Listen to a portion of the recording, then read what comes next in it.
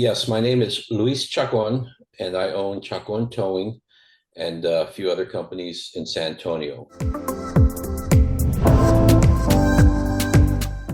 When I go to the tow expos, the towing expos, I look forward to a lot of the training and the new stuff that they have to help the industry as far as the actual trucks and equipment.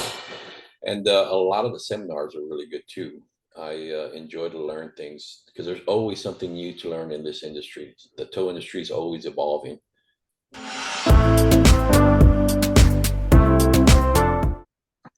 Yeah, the drive seminar that Jim gave is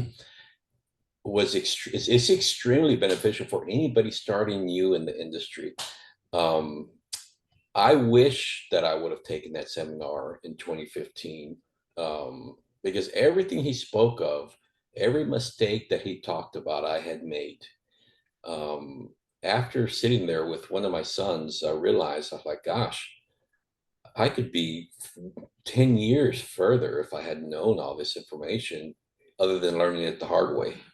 New business owners, these new tow owners, these smaller tow companies, that gosh, they just have to listen to it. I mean, it's there. The way he presented it, it's the road to success, in my opinion.